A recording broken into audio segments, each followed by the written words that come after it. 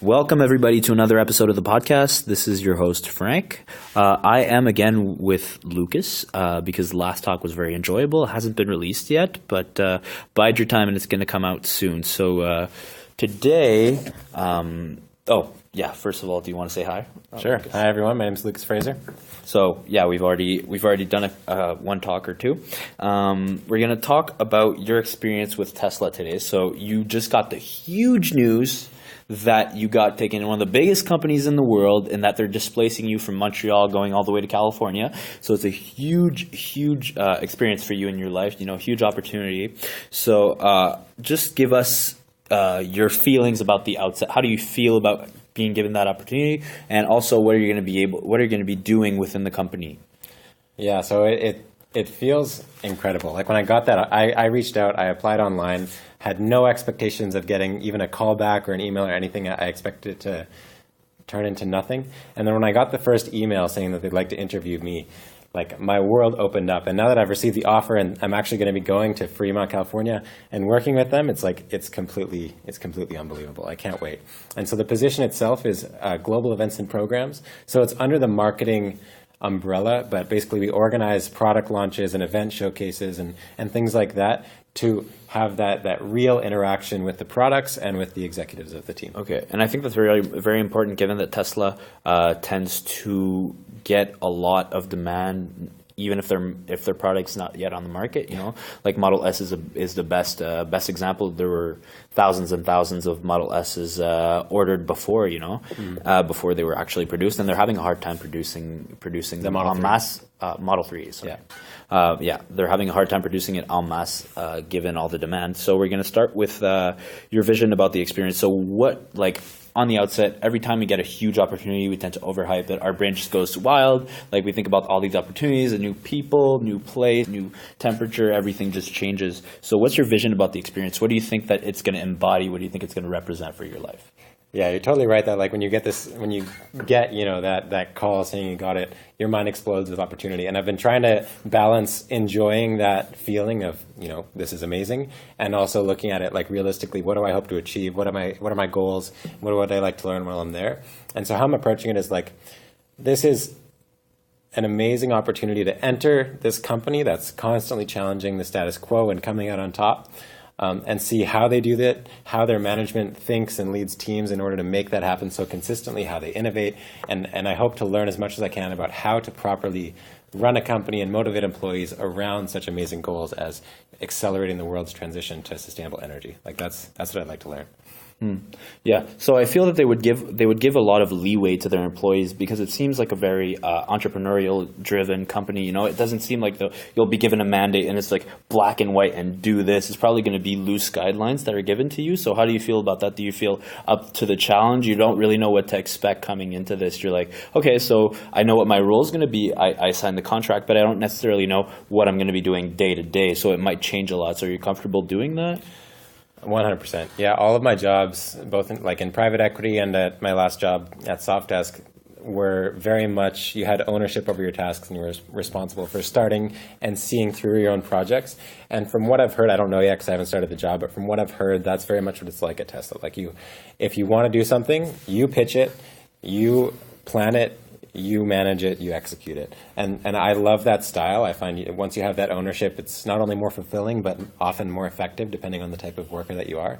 And I have a propensity, one, to love starting my own projects, but also to have that ownership and bring people on board and that kind of thing. I do it in my life anyway, so I'm looking forward to it. Awesome, and that meshes very well with the startup you have, obviously, Circle. How do you think that's going to relate back to your experience starting a company? They're going to give you loose guidelines, and it's sort of going to be a mini project that envelops a bigger project, which is obviously Tesla.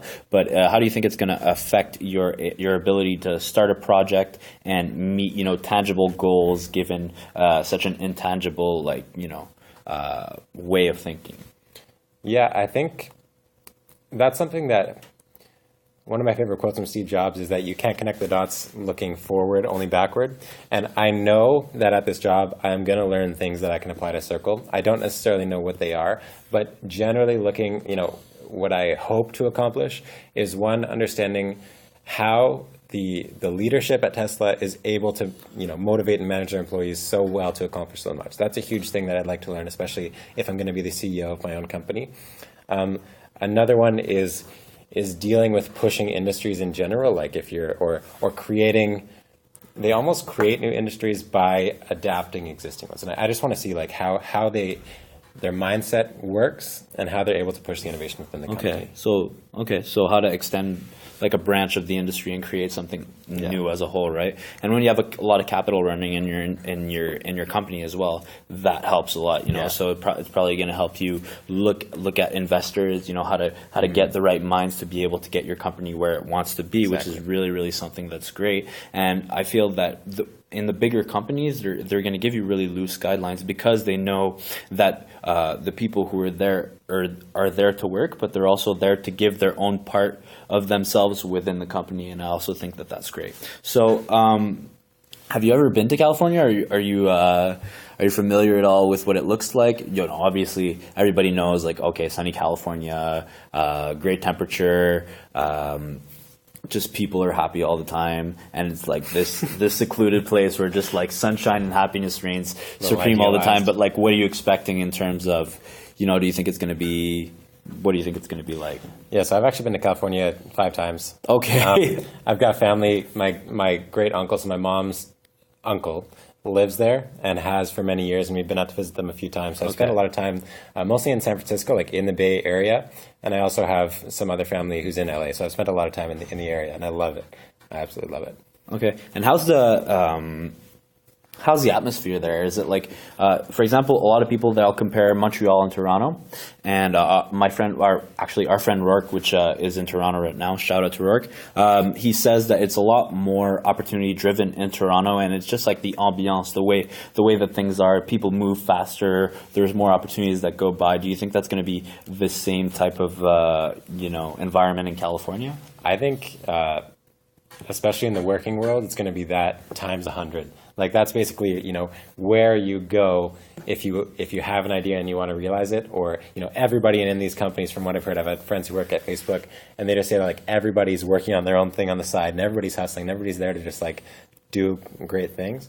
But at the same time, I went to a talk yesterday from a woman who's started several companies in the Bay Area, and she said that there's the shift in many ways the focus has shifted from doing great work and really setting out to change the world to creating a very valuable, high growth, high impact startup and getting that VC money. A lot of people are creating companies for money rather than for real change now. And I think that mindset's going to be there. Okay, so you think there's sort of a disconnect between purposeful creating of a company and actually giving yourself to create something that's going to be able to change the world around you, and instead they're using profitable industry segments to be able to make money and have potential growth over the long term and just be well off, right? Yeah, and I think, I don't think Tesla is necessarily in that set, but I think a lot of the culture around Silicon Valley is kind of there. And that's one of the reasons I like Tesla, is because they're still pushing for that original mission. And right. Yeah. And it makes sense that they would do that. The other companies, obviously everybody wants to be well off. Billions Everyone of dollars wants their floating around. Right, exactly. And if you're given the opportunity, why not take it? But I mean, I do see that point where Tesla is very different than other companies because, again, they're based a lot on quote unquote promises. They're telling people where they're going to go before they go there, and that's unforeseen in terms of a company. A company gives itself goals, but not that kind of goals. Not like we're going to be on Mars by 2030 goals, or we're going to produce tens thousands of Model 3s, or just like these huge lofty goals that like nobody ever talks about. But I feel that the bigger goal you project, the bigger amount you'll be able to take off. And even if you fail at achieving that, like for example 10,000 models produced, if you produce 9,999, well, that's not bad. You're not 100% hitting your goal, but it's about what you're able to do within that mindset. And I think taking more than you can chew sometimes may be of benefit, right? So What does this mean for your future in sustainability in terms of networking? What do you think this is going to bring you in terms of the people you're going to meet? I find this very interesting because obviously it's people from very different backgrounds, because Tesla is a wide variety of things. There's people in sustainability, there's going to be people in logistics, there's going to be people in accounting, there's going to be people, but it's mainly people who are very entrepreneurial and so have a lot to offer outside of the company. Do you think that's going to help you building liaisons, meeting new people? Well, I hope to have Elon Musk on my board of directors. No, I'm just kidding. Very, very serious. No, I mean, it could happen. It could happen. But the main goal, I guess, is to approach every meeting, anybody I meet with the mindset that they know a lot that I don't know, and to gain as much out of every relationship as I possibly can. Because even looking at the interns that are coming there, half of them are from schools like Berkeley and Stanford and Harvard and things like that. And extrapolating that, a lot of people that interviewed me say worked at Apple or worked at Google or Amazon before working there. And so the amount of human capital or just like knowledge that's going to be at my fingertips from speaking to people, I really don't want to undervalue. And I think that's going to be the biggest thing. I don't know what the exact relationships will be, but I'm sure many of them will be of value. Because you don't really know what opportunity is going to come up. You just know that there's going to be opportunity. It's so great to be able to share, room with those people, to share relationships with those people, and that's what I'm trying to aim to do with this podcast as well, is to just find new relationships and develop them as best as possible. So it's a mutually beneficial relationship in that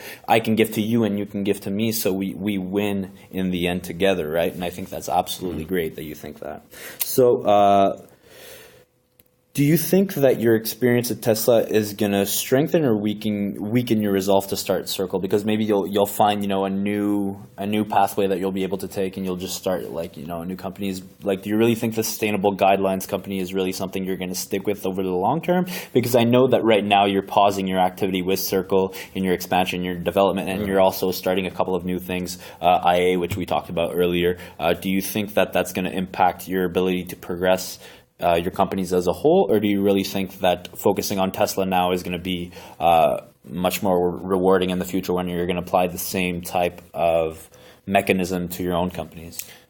Yeah, that's a really good question. I was talking about this on my vlog today, actually, and I think that the main variable there, I've always looked at Circle as a very long game.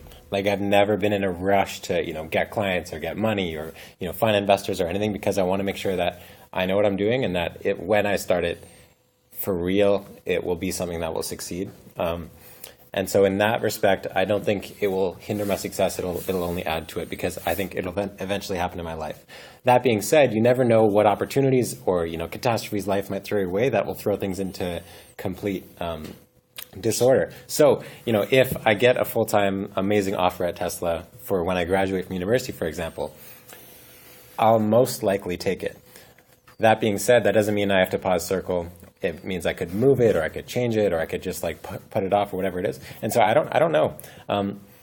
Overall, I think it will add to my ability to start it successfully when I actually do decide to do that. Right. Just because the experience will make me a better at accomplishing things, I suppose. And it's a very hard-working environment as well. Obviously you're not expecting to work 30 hours coming into this. It's probably going to be double that, because ultimately that's what they want, is people who are able to work very hard consistently over a long time. Right? And that's what I want. If you fit that mold. And that's very important, is to shape that work habit and shape that ability to work. And maybe, who knows, maybe you'll get to a point that you're working full-time for Tesla and you'll be able to start Circle, because you don't really know what you're able to do until you do it. Right. So, okay, so let's talk about the man a little bit. Elon Musk, legend of the 21st century, currently the head of 4 companies. So there's SpaceX, which is known for their endeavors of wanting to go on Mars by 2030.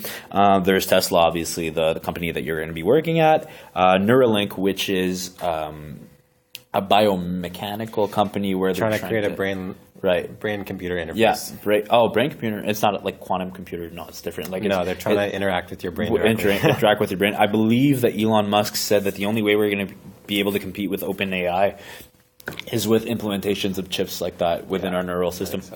I don't know if I agree with that, but I find it very interesting nonetheless. It's a moonshot. It really is. But just like everything he is taking on right now, right? Yet you're going there and you're very happy about it. And then there's the Boring Company, which is just like a company he created out of the blue with the flamethrowers and all that. Yeah, and it's actually turning into one of his more successful ventures already. Really? Yeah, they're working. They're already digging in LA. Wow. They're doing a pilot project in LA already. It's like, how cheap of a flamethrower can you get and still remain legal? Like, what's the actual distance? How much fire can I find that really cool. It's not a flamethrower company. It's a hole company. It's a hole company? Yeah, like boring holes. That's where the name comes from. They want to create tunnels to divert traffic more effectively in LA. Oh, okay, that's different. And that was a funding. The funding was from the flamethrowers, and it totally worked too. Yeah. Okay, obviously they misconstrued like what they're about though. I didn't really read much into it, but okay. So basically, it's like a whole company where they want to create like more efficient ways of transport through like large distances through the Hyperloop. Yeah. Well, the Hyperloop's actually another one. How many companies does he? I don't know. He just started a candy company to compete with Warren Buffett. So I don't know. It's a bit crazy, but yeah. So the Boring Company's creating a better way of digging holes, because right now to dig a hole, the actual speed at which you dig holes is slower than a snail. So they're trying to beat a snail, basically. That's their goal of the company. And then to create a way to divert traffic and make transportation more efficient through that. And then Hyperloop was just an idea that he talked about. He's not actually overseeing a lot of the Hyperloop. But I know that the it's continuing to grow, and that they're testing it right now. In the Middle East, I believe they're actually doing that. In the Middle East? Okay. Yeah, in like Saudi Arabia. Because I know he wanted like the UAE. Yeah, he wanted Emirates, but I think he wanted like from Chicago to LA or something like that. Yeah, I don't know. Like in an hour or something. Like, it was just crazy distances, traveling like hundreds of miles. They were even considering like Ottawa, Montreal, Toronto, that corridor. They were looking at that. Didn't work. We didn't get it, but. Hey, maybe one day. You win some, you lose some, right? Yeah. So let's essentially say that he's the head of 6 companies. Like, what are you expecting? Do you know if you're going to meet him? Do you hope so? Do you think so? I don't know if I'll meet him. I hope I'll meet him, especially like because my position is, potentially organizing an event where he would speak. I would hope to be at the event and at least see him speak and potentially meet him as well. But I don't think it's going to be like I'll sit down and have a coffee with him or anything. No. But I'd love to meet him, and I hope to meet him. He's a fairly busy dude. Yes. I can imagine.